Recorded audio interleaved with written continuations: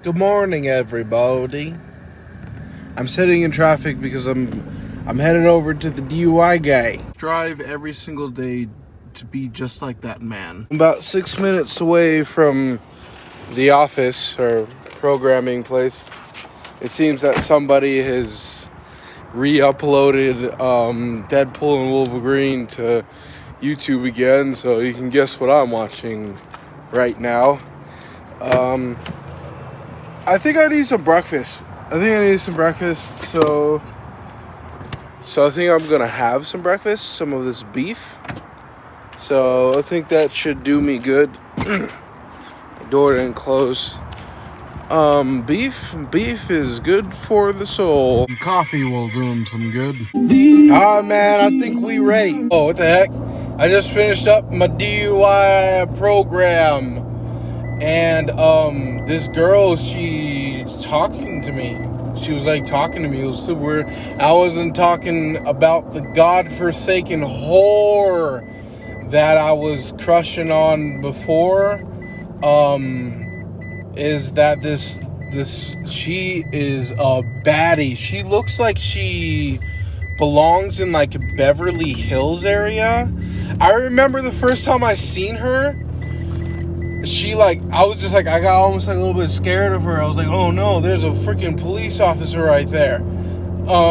Today was her last day, and I just finished up my 1-to-1, and then she was like outside of the office. I think that they said that she has like her last meeting or her last 1-to-1. And like, I just came out of the class and I was like walking to my truck, and she started talking to me. And it was super weird because I was like, maybe she's like nervous or something of like finishing up her classes, but I mean, she's like a baddie. It's just like, I'm like a fat guy, and like, she was like, she just started to talk to me. That was so weird. Nobody talks to me.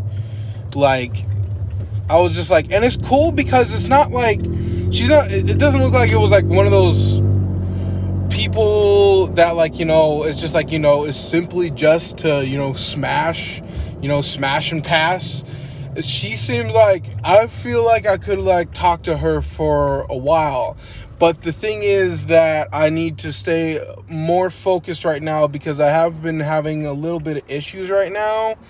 And it's just like, I don't know, she was pretty cool, but I just wanted to run that by you guys real quick. What?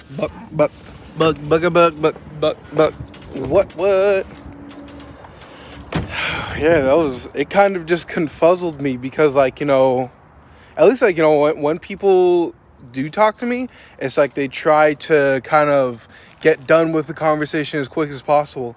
But it's just like, I wanted to help her. I wanted to, it looked like she was kind of reaching out a little bit of like, kind of like, help me.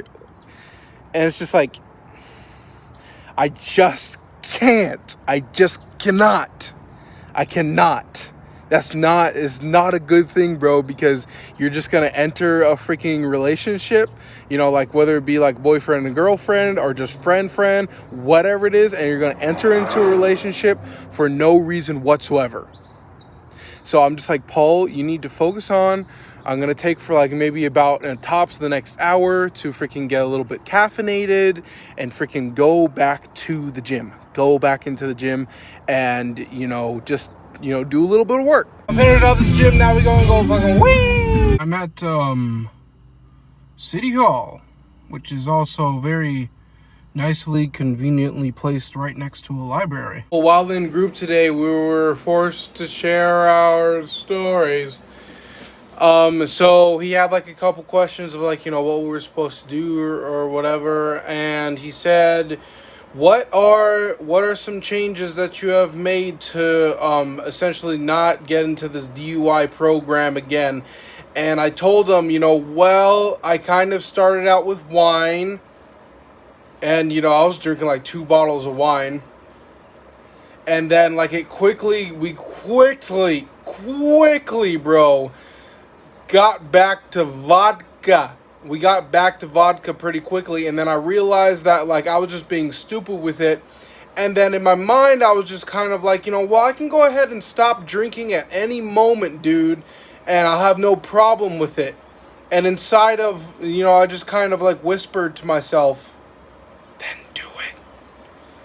And I just kind of stopped. And I'm like, the only way to 100% guarantee that I don't get a DUI right now, especially when I'm going through a DUI program, is not to drink. That's the only 100% way to make sure I don't get in a stupid situation again involving alcohol. So that's what I kind of did. And then during that time that I was like speaking, there was this freaking bird, bro. Like, you know, like these windows. And like, you know, there's two birds. And like this, what one was so adamant of trying to get in. It was like peck, peck, peck, peck, peck, peck, peck, peck, peck, peck, peck, peck, peck. And like, you know, like flapping its wings and like trying to get inside. And it was just like so distracting. Of like, you know, I was like trying to tell the people, but it's like when I was like speaking, it was like peck, peck, peck, peck. And that constant bird noise that you guys hear when I'm at work, that's like a animatronic type of, it's like a robot voice type of thing. It's like a consistently playing that that you can kind of hear right now. It's like, that's, it's like a recording that keeps birds away so they don't shit on the big ass Budweiser sign. I went to the library and I read a lot of the book today. And also I had a dream and there was a bear in it. And like I tried to avoid it, but then it just started freaking smelling up on me. And I was just like, oh my god, I'm gonna die. And then it freaking walked away. And I was just like, you know, is the bird and the bear, are those signs from the universe? Or am I just crazy? You know, just like mental illness, I think that a lot of people, they kind of label being a crazy person or being a 5150 or having mental issues too quickly. Because I think it's just kind of like a very popular thing to say, like, oh, I'm crazy. But it's just like, if you've ever lived in Los Angeles before, I know what crazy looks like. Crazy looks like, you know, it's like these crackheads will be half naked, and then they'll be like running through the street, and are not like really running through the street, but kind of like, you know, just freaking like hovering over. What is this freaking box still doing here? This box has been here since day one, but it's just like, I've seen crazy before, bro. And crazy, you gotta work for years to actually be like, you know, real, actually crazy. I'm doing my daily report. Beyard. And it's just like, trust me, brother. You're not crazy, bro. You're not crazy. Or at least maybe I'm just talking to myself. But 2026.